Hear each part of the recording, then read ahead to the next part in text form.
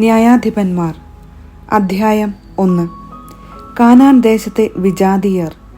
ജോഷുവയുടെ മരണത്തിന് ശേഷം കാനാൻ നിവാസികളോട് യുദ്ധം ചെയ്യാൻ തങ്ങളിൽ ആരാണ് ആദ്യം പോകേണ്ടതെന്ന് ഇസ്രായേൽ ജനം കർത്താവിന്റെ സന്നിധിയിൽ ആരാഞ്ഞു. കർത്താവ് പറഞ്ഞു, യൂദ ആദ്യം പോകട്ടെ. ഇതാ, ഞാൻ ആ ദേശം അവനെ ഏൽപ്പിച്ചു കൊടുത്തിരിക്കുന്നു. യൂദ സഹോദരനായ ശിമയോനോട് പറഞ്ഞു, എനിക്ക് നിശ്ചയിക്കപ്പെട്ടിരിക്കുന്ന പ്രദേശത്തേക്ക് എന്നോട് കൂടെ വരിക. കാനാന്യരോട് നമുക്ക് പോരാടാം. നിനക്ക് നിശ്ചയിക്കപ്പെട്ടിരിക്കുന്ന ദേശത്തേക്ക് ഞാനും നിന്നോട് കൂടെ പോരാം. ശിമയോൻ അവനോട് കൂടെ പുറപ്പെട്ടു.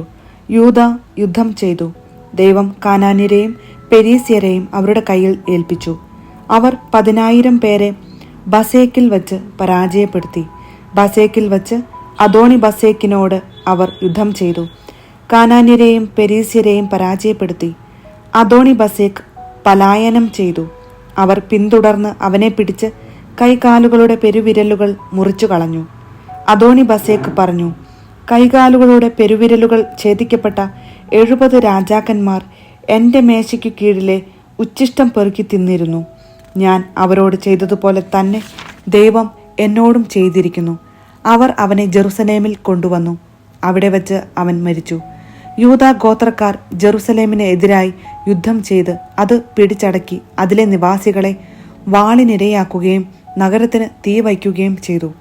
അതിനുശേഷം യൂദാ ഗോത്രം നെഗബിൽ മലയോരങ്ങളിലും താഴ്വരകളിലും താമസിച്ചിരുന്ന കാനാന്യരോട് യുദ്ധം ചെയ്യാൻ പുറപ്പെട്ടു. ഹെബ്രോണിൽ താമസിച്ചിരുന്ന കാനാന്യരോട് അവർ യുദ്ധം ചെയ്തു. ഹെബ്രോൺ പണ്ട് കിരിയാത്ത് അർബ എന്നാണ് അറിയപ്പെട്ടിരുന്നത്. അവർ ഷെഷായി, ആഹിമാൻ, തൽമായി എന്നിവരെ പരാജയപ്പെടുത്തി. പിന്നീട് അവർ ദബീർ ദേശക്കാരോട് യുദ്ധം ചെയ്തു. ദബീരിന്റെ പഴയ പേര് കിരിയാത്ത് സേഫർ എന്നായിരുന്നു. കാലെബ് പറഞ്ഞു, കിരിയാത്ത് സേഫർ ആക്രമിച്ചു കീഴടക്കുന്നവന് ഞാൻ എൻ്റെ മകൾ അക്സായെ ഭാര്യയായി നൽകും. കാലെബിന്റെ ഇളയ സഹോദരനായ കെനാസിന്റെ പുത്രൻ ഒത്നിയേൽ ദേശം പിടിച്ചടക്കി. കാലെബ് അക്സായെ അവന് ഭാര്യയായി കൊടുക്കുകയും ചെയ്തു. അവൾ ഒത്നിയേലിന്റെ അടുത്ത് ചെന്ന് തൻ്റെ പിതാവിനോട് ഒരു വയൽ ആവശ്യപ്പെടാൻ അവനെ നിർബന്ധിച്ചു. അവൾ കഴുതപ്പുറത്തു നിന്ന് ഇറങ്ങവേ കാലെബ് അവളോട് ചോദിച്ചു, നീ എന്താണ് ആഗ്രഹിക്കുന്നത്? അവൾ പറഞ്ഞു, എനിക്ക് ഒരു സമ്മാനം തരുക. നെഗബിലാണല്ലോ എന്നെ പാർപ്പിച്ചിരിക്കുന്നത്. അതുകൊണ്ട് ഏതാനും നീർച്ചാലുകളും എനിക്ക് തരുക. കാലെബ് അവൾക്ക് മലയിലും താഴ്വരയിലും നീർച്ചാലുകൾ വിട്ടുകൊടുത്തു. മോശയുടെ അമ്മായിപ്പനായ കേന്യന്റെ പിൻഗാമികൾ യൂദാ ഗോത്രക്കാരോടുകൂടെ ഈന്തപ്പനകളുടെ നഗരത്തിൽ നിന്ന് നെഗബിൽ ആരാദിന് സമീപമുള്ള യൂദാ മരുഭൂമിയിലേക്ക് പോയി. അവർ അവിടെ എത്തി അവിടുത്തെ ജനങ്ങളോടൊത്ത് ജീവിച്ചു. അതിനുശേഷം യൂദാ സഹോദരനായ ശിമയോനോടൊത്ത് പുറപ്പെട്ടു. സേഫാത്ത് നിവാസികളായ കാനാന്യരെ പരാജയപ്പെടുത്തി നിശേഷം നശിപ്പിച്ചു. അങ്ങനെ ആ പട്ടണത്തിന് ഹോർമ എന്നു പേര് ലഭിച്ചു. ഗാസ, അഷ്കലോൺ, എക്രോൻ എന്നിവയും അവയുടെ പ്രാന്തപ്രദേശങ്ങളും യൂദാ കൈവശപ്പെടുത്തി. കർത്താവ് യൂദായോടുകൂടെ ഉണ്ടായിരുന്നു. അവർ മലമ്പ്രദേശങ്ങൾ കൈവശമാക്കി. പക്ഷേ താഴ്വര നിവാസികൾക്ക് ഇരുമ്പുരഥങ്ങൾ ഉണ്ടായിരുന്നതിനാൽ അവരെ തുരത്താൻ അവർക്ക് കഴിഞ്ഞില്ല. മോശ പറഞ്ഞിരുന്നതുപോലെ ഹെബ്രോൺ കാലെബിന് കൊടുത്തു.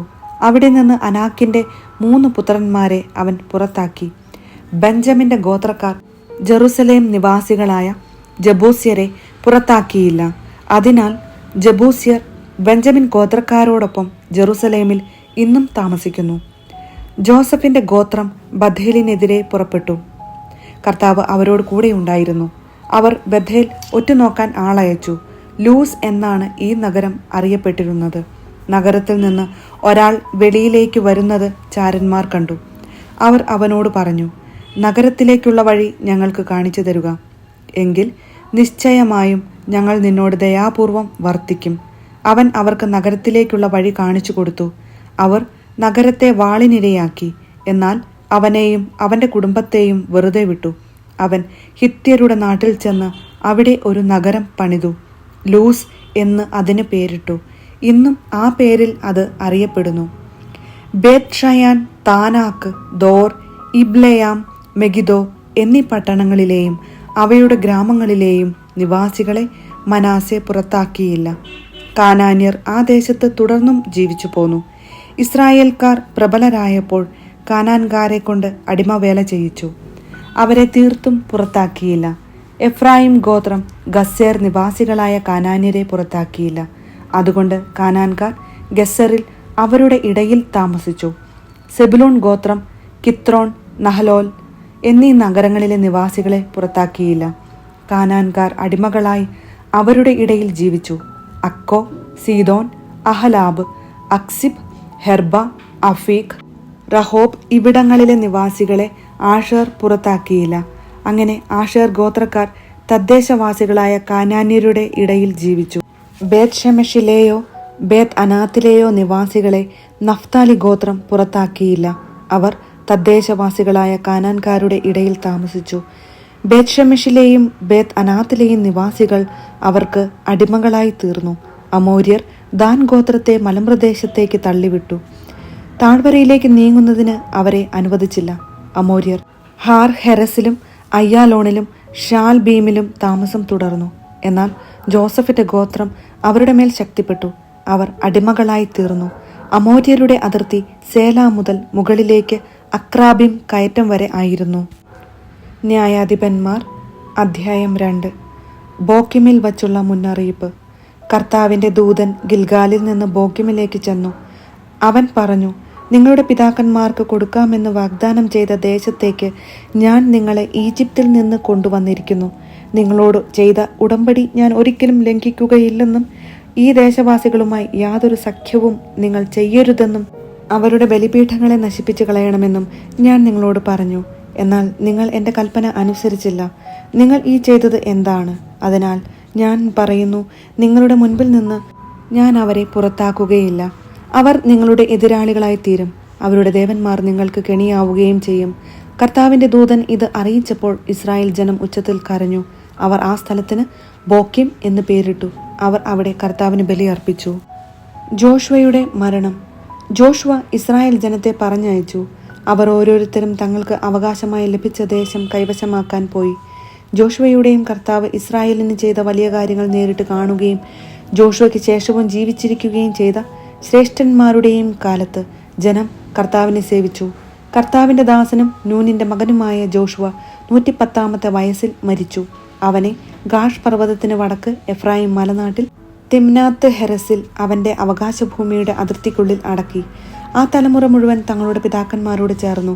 അവർക്കു ശേഷം കർത്താവിനെയോ ഇസ്രായേലിന് അവിടുന്ന് ചെയ്ത വലിയ കാര്യങ്ങളെയോ അറിയാത്ത മറ്റൊരു തലമുറ വന്നു.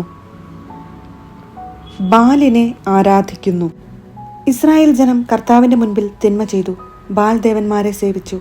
തങ്ങളുടെ പിതാക്കന്മാരെ ഈജിപ്തിൽ നിന്ന് കൊണ്ടുവന്ന ദൈവമായ കർത്താവിനെ അവർ ഉപേക്ഷിച്ചു. ചുറ്റുമുള്ള ജനങ്ങളുടെ ദേവന്മാരുടെ പിന്നാലെ അവർ പോയി അവയ്ക്ക് മുൻപിൽ കുമ്പിട്ടു. അങ്ങനെ അവർ കർത്താവിനെ പ്രകോപിപ്പിച്ചു.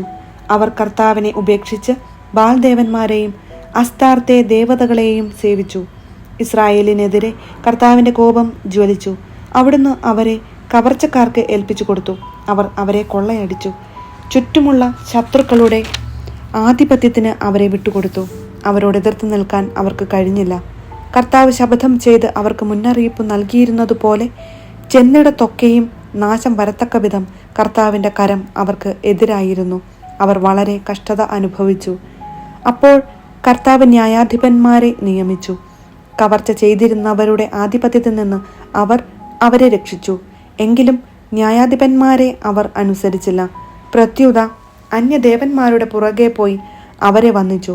കർത്താവിന്റെ കൽപ്പനകൾ അനുസരിച്ച് ജീവിച്ച പിതാക്കന്മാരുടെ മാർഗത്തിൽ നിന്ന് അവർ വേഗം വ്യതിചലിച്ചു. അവർ അവരെ അനുകരിച്ചില്ല. ന്യായാധിപന്മാരെ നിയമിച്ചപ്പോഴൊക്കെ കർത്താവ് അവർ ഓരോരുത്തരോടും കൂടെ ഉണ്ടായിരുന്നു. അവരുടെ കാലത്ത് കർത്താവ് ശത്രുക്കളുടെ കയ്യിൽ നിന്ന് ജനത്തെ രക്ഷിച്ചിരുന്നു. കാരണം തങ്ങളെ പീഡിപ്പിക്കുകയും മർദ്ദിക്കുകയും ചെയ്യുന്നവർ നിമിത്തമുള്ള അവരുടെ രോദനം കേട്ട് കർത്താവിന് അവരിൽ അനുകമ്പ ജനിച്ചിരുന്നു. എന്നാൽ ന്യായാധിപൻ മരിക്കുമ്പോൾ അവർ വഴിതെറ്റി തങ്ങളുടെ പിതാക്കന്മാരെക്കാൾ വഷളായി ജീവിക്കും. മറ്റു ദേവന്മാരെ സേവിച്ചും നമസ്കരിച്ചും അവരുടെ പിന്നാലെ പോകും. തങ്ങളുടെ ആചാരങ്ങളും മർക്കടമുഷ്ടിയും അവർ ഉപേക്ഷിച്ചില്ല. കർത്താവിന്റെ കോപം ഇസ്രായേലിനെതിരെ ജ്വലിച്ചു. അവിടുന്ന് പറഞ്ഞു, ഈ ജനം അവരുടെ പിതാക്കന്മാരോട് ഞാൻ ചെയ്ത ഉടമ്പടി ലംഘിച്ചിരിക്കുന്നു. എൻ്റെ വാക്കുകൾ അവർ അനുസരിച്ചില്ല.